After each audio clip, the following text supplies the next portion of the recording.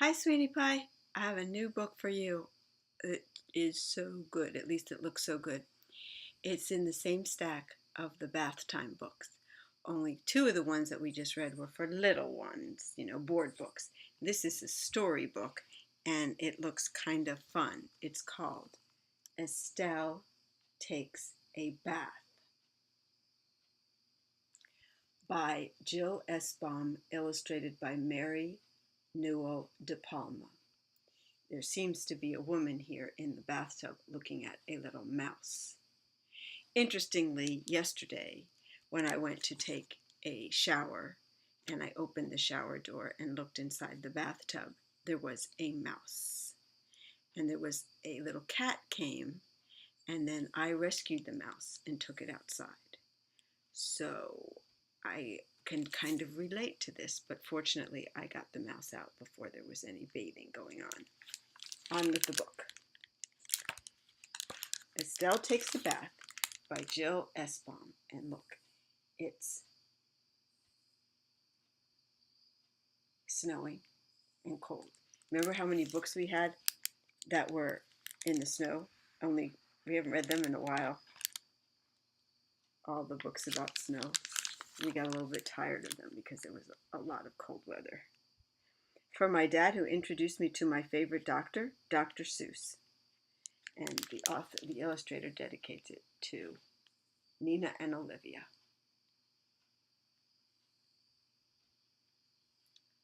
Looks to me like there's a window and a little mouse who kind of wants to get inside because he seems to be in the cold,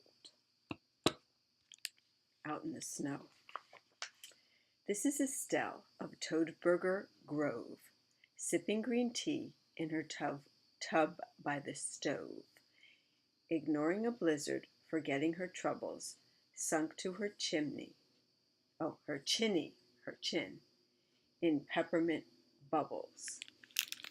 This is a cute picture. So many fun little details. She does like really colorful things. Peppermint bubbles. Her stove is right near the bath. There are her boots. And outside, it's cold. Inside, it's warm. This is the shivering, snow-dusted mouse who squeezed himself into Estelle's little house. The candlelit kitchen was pleasantly cozy. The mouse was relieved and entirely too nosy.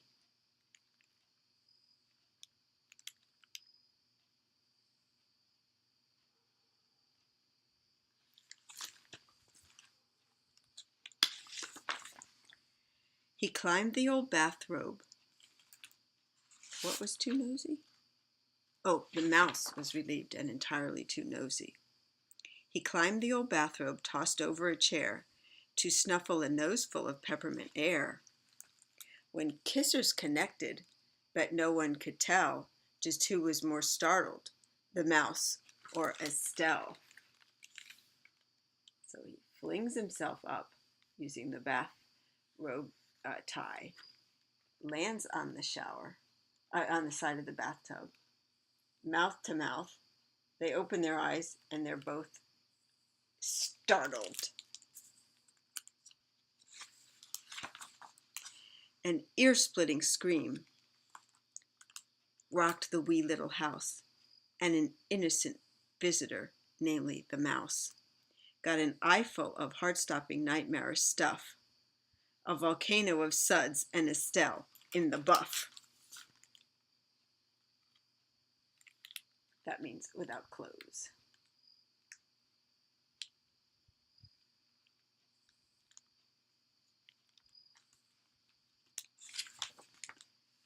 She danced the Watusi and hollered some more, while bubbles splish-splattered all over the floor. The Watusi is the name of a dance that used to be popular a while ago.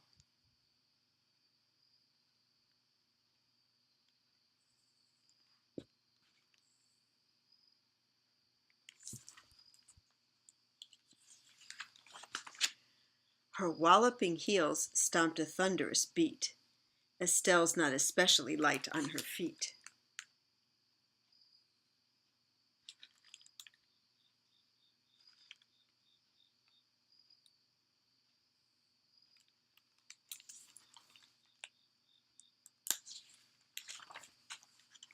The mouse skidded sideways. Estelle grabbed a broom, and scratchy toenails slid through the room. Well, now she does have a cat, so there is a little bit of a remedy there. However, looks to me like there's a little bit of havoc being wreaked in this place.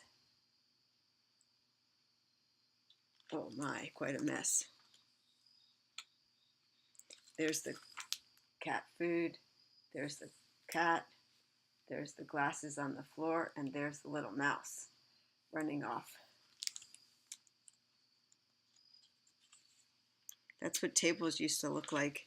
I think my grandmother had a table like that. It was sort of like this leathery seats and these formica top. Very out of style now, as you can imagine. There was bumping and thumping and lurching and shrieking, bouncing and hopping, and Sud's muffled squeaking. Sud's muffled squeaking. Dear me, there's a bit of a ruckus going on here.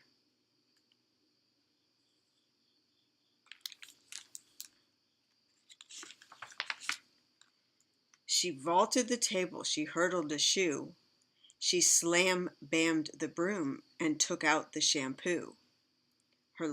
His life flashed before him. He cried for his mother. Oh, where was that exit? This way or the other?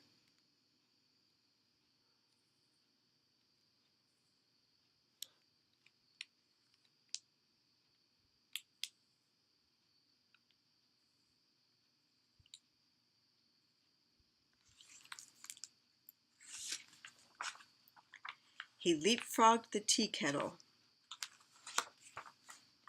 scorching a foot as the stovepipe exploded in sparkles and soot. Her big toe got clobbered, her twitcher got nipped. His twitcher, I guess that means whiskers, got nipped. He still might have made it. Oh, dear me. Tea kettle, the steam. Oh man, what a mess. She bumped her big toe. He scorched a foot. The stovepipe exploded in sparkles and soot, and it looks like the cat might have caught the mouse. He still might have made it, except that he slipped.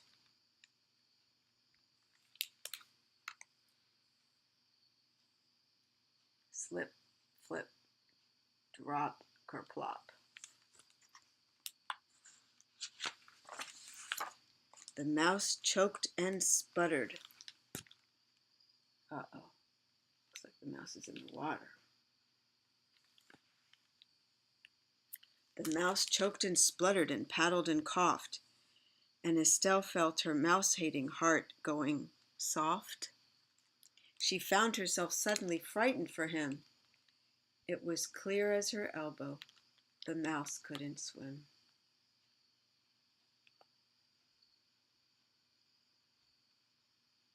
It's kind of like me, not fond of the mouse, but not wanting it to die, so I rescue it and take it outside. But fortunately, I did that before I noticed that, before I started a bath or a shower. Despite her wrecked kitchen and throbbing big toe, from deep in her belly, Estelle bellowed, "No."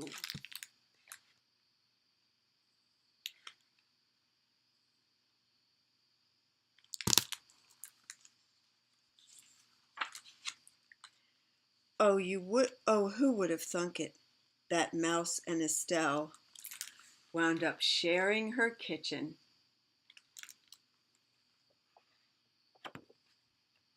Look at that.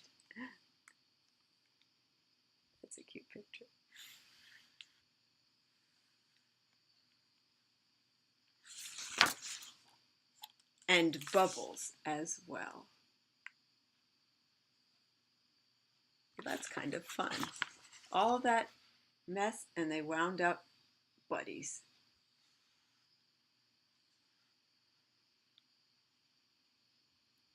Wonder how the cat feels about that.